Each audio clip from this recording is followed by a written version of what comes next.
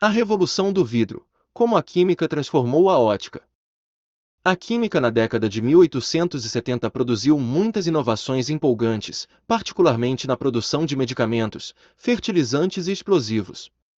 Os químicos orgânicos eram fascinados pela capacidade de copiar substâncias naturais, como o aroma de baunilha, e reproduzi-las artificialmente em laboratório.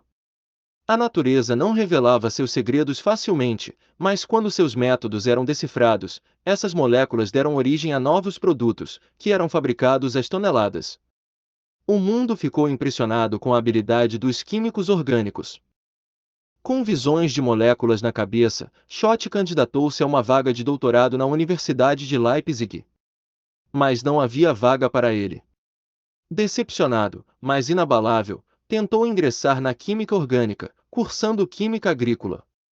No entanto, logo achou a nova disciplina desinteressante e desistiu.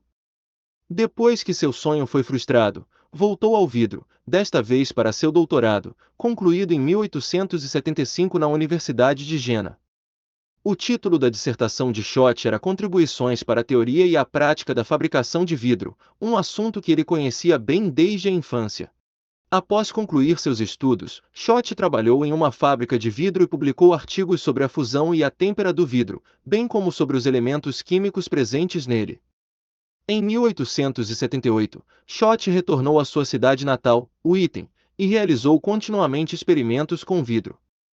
Embora seu trabalho não tenha sido um sucesso mundial, usando fogo e ingredientes químicos, ele esperava decifrar o funcionamento desse material antigo e recriá-lo. A cerca de 400 quilômetros a oeste do melancólico Schott, um descontente Ernst Abbe trabalhava em um laboratório na cidade universitária de Jena. O respeitado professor de física e diretor de um observatório de telescópios estava cada vez mais frustrado com as lentes de vidro de seus microscópios e telescópios. O professor notou que suas lentes científicas apresentavam inúmeros defeitos que dificultavam sua visão clara. Às vezes, o vidro apresentava bolhas, listras ou linhas, chamadas de strays. Às vezes, o vidro ficava turvo, borrado ou espiralado, com pedaços desconexos como um bolo de mármore. Mais importante ainda, o vidro apresentava falhas porque cores como azul e vermelho se separavam dentro de uma imagem, como se fossem vistas através de óculos 3D. Com materiais tão ruins, avanços científicos eram quase impossíveis. Sem um bom vidro, a ciência era cega.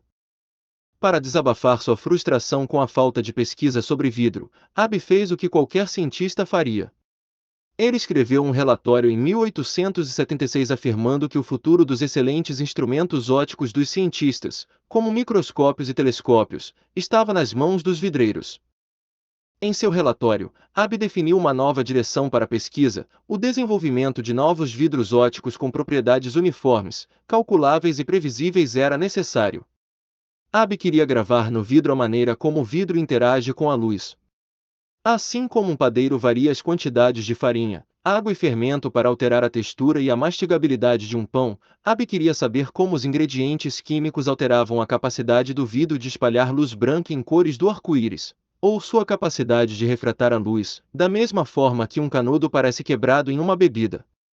Abbe queria que essas propriedades fossem regular e repetidamente aprimoradas ou diminuídas, sendo o elemento-chave os elementos químicos que compõem o vidro. Em seu relatório, ele aprofundou o quão pouco havia sido feito na pesquisa sobre vidro nas últimas décadas e declarou abertamente o que muitos sabiam, mas educadamente omitiam, em particular, que a fabricação de vidro dependia de receitas tradicionais e não de conhecimento técnico. E sem esse conhecimento, a ciência não poderia progredir. Schott recebeu este relatório 3 anos depois e escreveu uma carta ao professor em 1879, oferecendo-se para fornecer vários tipos de vidro. Schott vinha trabalhando na produção sistemática de vidros a partir de diferentes componentes químicos, mas não tinha acesso a um laboratório para realizar as medições científicas e determinar o desempenho de seus vidros. Abbe tinha acesso a esses instrumentos, mas não conseguia produzir novos vidros. Juntos, esses homens eram yin e um para o outro. Abbe estava disposto a colaborar com um desconhecido na ciência, pois não tinha nada a perder. No entanto, Schott estava interessado em trabalho adicional, pois só tinha algo a ganhar. Esta oportunidade era a chance de Schott.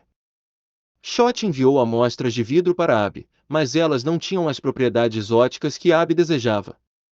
Mesmo assim, os dois iniciaram uma correspondência, e Schott continuou a fabricar vidros com diferentes combinações de substâncias químicas.